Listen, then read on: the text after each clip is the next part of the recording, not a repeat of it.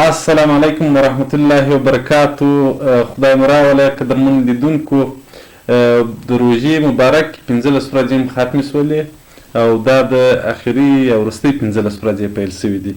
نو مدو کاکو ته راغلي یو، غواړو چې د مدو کاکو سره مرکه وکړو. مدو کاکو دا څو ورځې کېږي چې ورک و، هېڅ یې درک نه معلومېدی. نو نوم مو پیدا کړی او جونګړې ته ورته رالو. مدو کاکو ستړی مه سې. خیر وشه، لوی شه، د عزت شه. ته ښه یې خبریال صاحب؟ والله شکر. د مدو کاکو دغه ماسک دی د چیش لپاره ایښی دی. دا ماسک دا خو ستره ګرمي د روژه کوم ماسک؟ دغه دا دا خو مې دغه شفیع له ازمازوي کې پېژني، هغه راته وویل دغه بازار ته چې ورګډ شي نو دغه دی دغه کار شروع د جراثیم دي، دوړې دي. چې ویل دغه ایسته نه کېده خولې څه. چې ویل ماښام مې د ورسره بیده ومه، ډېر ورسره ستړی ومه، اوس مې نو لږ راکښته کلی ده. یا یو څه راکښته کړه نو به دې موږ غږ هم سم واورو او جراثیم اوس په دا کوټه شفیع لا را خبر نه شي یا نه ده خو دغه دغه ده. څه حال مو د ښه یاست؟ شکر ده شکر ده. مدو کاکو ورک وي، دا څو ورځې چیرې ګرځېدې، چیرې وې؟ والله ستا قربان شمه د کوره نه یم راوتلی. یو څه مې داسې طبیعت هم خراب و، ای په چورت کې یم، بس کور ناست یم، چورتونه وم. ولې خیر، خدای دې خیر کړي. طبیعت دې ولې خراب و؟ خیر دی انشاءالله د خدای ده. او ستا قربان شم خبریال صاحب مبارکه. دغه 3 ورځې کېږي چې ماخستن بیده شمه، د پیشلمي مخکې و، د پیشلمي وروسته. چې دغه عبدالرحمن بابا و خوشحال خان خټک دواړه په خوب وینم.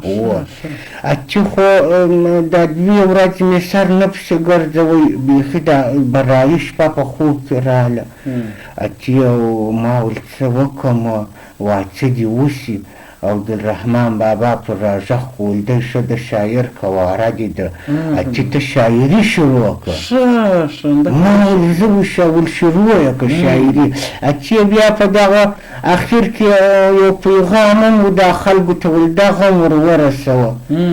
زه چې بس سهار را کښېنستم، اتې قلم و کتابچه را واخیستم.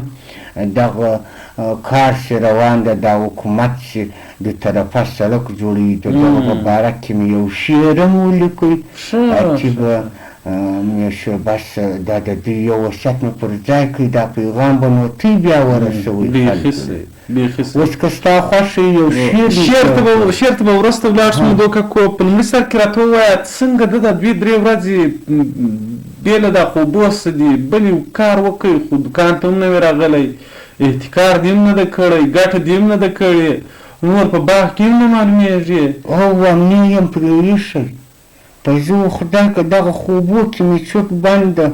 اوس عبدالرحمن بابا او خوشحال خان خټک دواړه درګرده راځي، چې په خوب کې دغه خبرې راته وکړې، راته کوي دا مخکې چې ما درته عرض کړې دغه چې خو قسم ده کې د ناارامه یم څرمې کې به نن مې شعر ولیکه، یو څه مې دا زړه په قراره شو. نو اوس به ستاسو شعر به شعر درته وایم، اوس شعر درته وایم. خدای مدو کاکو ستا د شعر که موږ ډېر تږي یو، بیا په تېره بیا دغه اول شعر ده، دغه خو مې د مځکې عریضه ده، د باز محمد سره مې دعوه روانه ده. دغه به زه هم شعري چې دغه د سره د اخلاص که دغه به زه هم شعري دغه مې لیکلی ما خو نو خط دی لږ سم نه ده. ته به په پوهېږې، موږ په زه په پوهېږم، زه ښه په پوهېږم، زه ته په پوهېږم. مهمه ستا شعر پر دغه رقم ده. وای جانان مې دونه بد نشهیي ده، یو سګرېټ ملکوي بل لګوي. واه واه واه جانان مې پر دغه چند بد نشهیي ده، یو سګرېټ لګوي ملکوي بل لګوي. ما په زو خدای که تر اوسه نسوار لا کړي. بېشکه بېشکه یو ځل بیا وای جانان مې دونه بد نشهیي ده، یو سګرېټ ملکوي بل لګوي. ما په زو خدای که تر اوسه نسوار لا کړي. بل بیت چې د وایستا په عشق کې زه په ځوانه ځواني ړوند سوم، ستا په عشق کې زه په ځواني لوند شوم دا که زه سپین ږیری شومه نو زما به څه حال وي ښه بېشکه دا څه وایي زه په خپل جانان پسې په ټول کلي کې وګرځېدم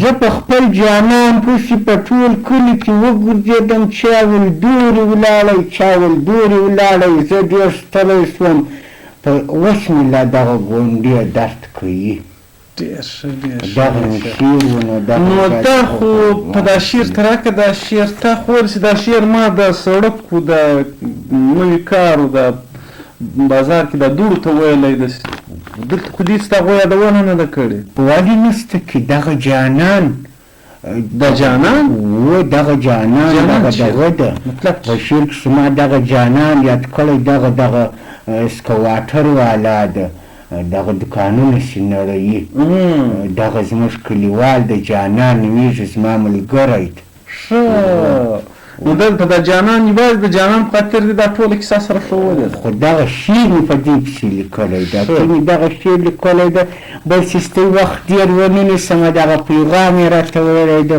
ښه ده پیغام خدای دې وبخښي دواړه شاعران که عبدالرحمان بابا ده که خوشحال خټک ده پیغام یې په دغه وړ ډول دغه ته به ووایه دغه ولس ته دغه خلکو ته چې دغه حکومت په بازار کې دا کار شروع کړی ده ذاتي ستا قربان سمه دوی سړک جوړوي دوی درته چې نو ورسې دا ټوله ښار ورته ولاړې دا کشمیان و دا سپین ږیري و دا ځوانان اکاکا خو ولاړ شه کور کښېنه دغه فرض روزه ده حکومت و کار دې سره پرېږده بل دلته زه چې لا ځمه خبریاله وروره پر دغه رقمه دغه شی شفي ولا ول نه دې لرې کوه ما بیا لرې کوي ول دغه به نه لرې کوه زه لا دغه رقم روان یم د چیش په خاطر او جراثیم دي وم په دا ټولو په ښار کې جراثیم دي جراثیم د جراثیم معنا څه ده جراثیم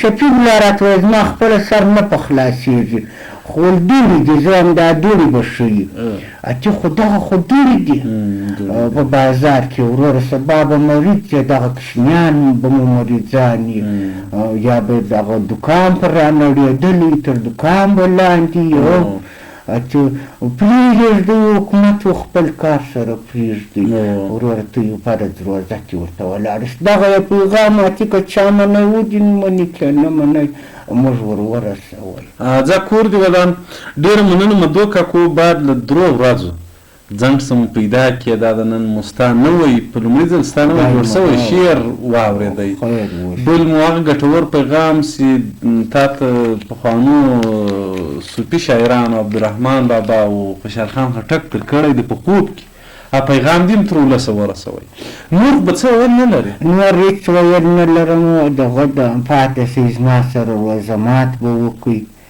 چې به مو ساتي کور ودان وزمات خو بیخي ډېر وخت پاته ده زه فکر کوم بیخي ډېر وخت پاته ده نو دغه د هلته شفي الله دغه راوړې وه ښه سوزي اتې به سوزي به کور ودان موږ ته بس په وریځو غوښو ورسېدلي دي خیر خدای دې ژوندی او سلامت لره نو زه به یو خدای پامانۍ وخم بیا به زه ورته خپل بنډار سره سترګو درنو قدرمن لیدونکو دا د مدو کاکو سره مو بیا ولیدل او د ده یو ښایسته شعر مو هم اورېدی د خوبو پاک لوي معلومات درته درکړل او جالب پیغام یې هم تر تاسو در ورسوئ د اوس لپاره زموږ خپرونه یا پروګرام پر همدې ځای پای ته رسېږي تر بیا او نورو پروګرامو خپرونو پورې تاسو پر الله سپارم